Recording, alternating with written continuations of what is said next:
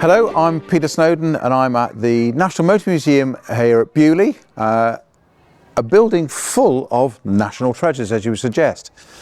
So we're going to go inside and explore, and we're going to start a new series today with innovations. So follow me.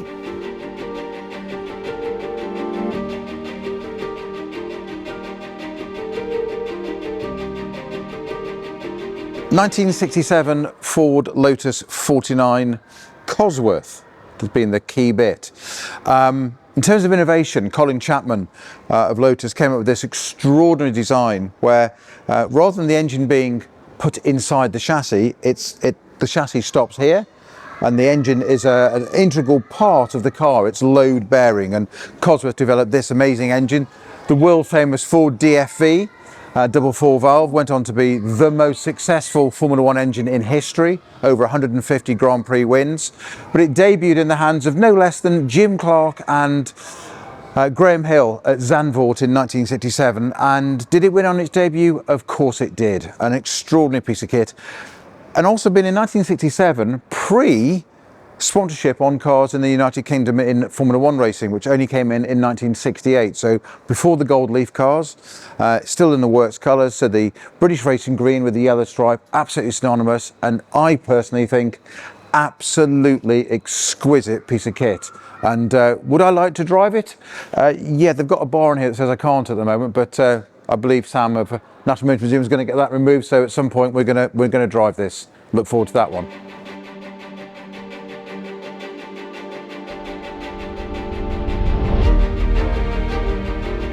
So 1924 Bugatti Type 35. Everyone knows the 35B, a slight evolution of it. One of the most amazingly beautiful cars ever made in history. Beautifully streamlined, fantastically made. Innovative, why? Alloy wheels. We think of alloy wheels as modern things on a lad's Corsa, but alloy wheels in 1924, so 101 years ago. If you look at this wheel and go around the other side, we can see the drum brake, which is all part of the casting, integral, all done in one. Beautifully, beautifully made. Debuted at the 1924 French Grand Prix at Lyon.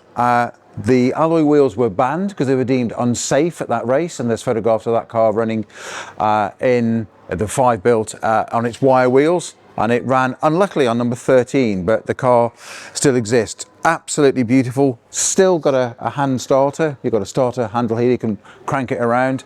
All your gears and handbrakes external on the outside, leather straps holding the bonnet down, but way ahead of its time in terms of looks. But some of the engineering on it is still pretty archaic. We look at the brakes are operated by cables on little pulleys and levers, but all beautifully machined and made.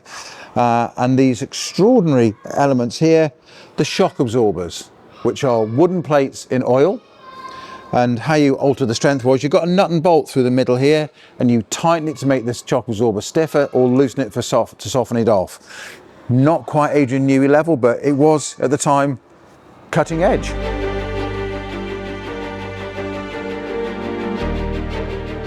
So a priceless piece of kit this now, one of the original 5 made. I wouldn't like to put a number on it now, but it's obviously in the millions. It's cost new in 1924, £55,000, the equivalent of today. If I could buy one of these for £55,000 now, I'd have a little consortium going and we'd buy all 5 of them. Unfortunately, it's not for sale. So moving on to slightly more modern stuff, although I say modern stuff, I'm showing my age there, because this car is over 30 years old now. In fact, it's 31 years old. Still looks like a spaceship, and as Martin Brundle once opined, his opinion of a Formula One car, it should look like it's doing 200 miles an hour standing still, and I think this certainly does. The Williams FW15C, driven by Damon Hill, his first Grand Prix win, British Grand Prix in that car. Quite extraordinary. Went on to be driven by Alain Prost to the World Championship in 1993. And you'll notice on the side here, it's got a name that we know from Sky TV a little bit more now, and F1 commentary. a great driver in his own right in Formula One, David Coulthard.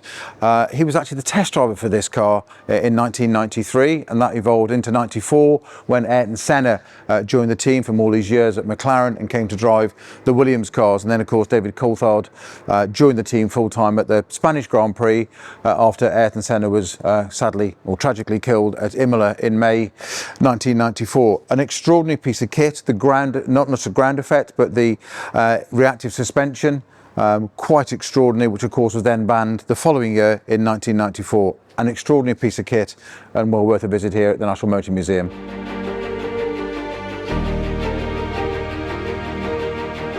So one of the more exciting projects, as if there aren't enough exciting things here at the National Motor Museum, is this project of restoration.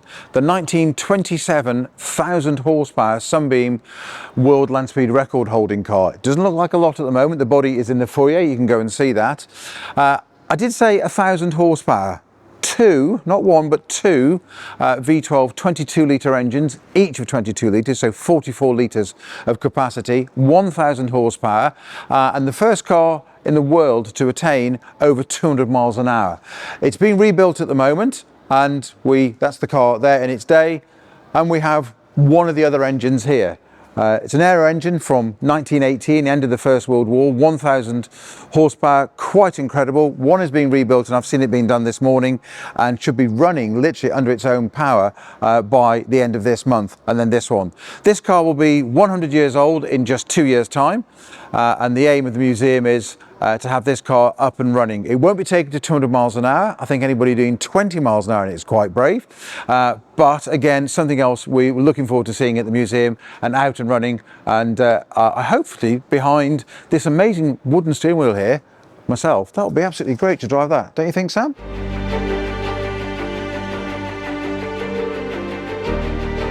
So another absolutely iconic car here at the National Motor Museum. The 1969 Porsche 917 in that iconic Golf livery.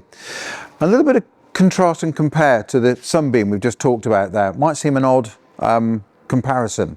However, they're only 40 years apart, those two cars, thereabouts.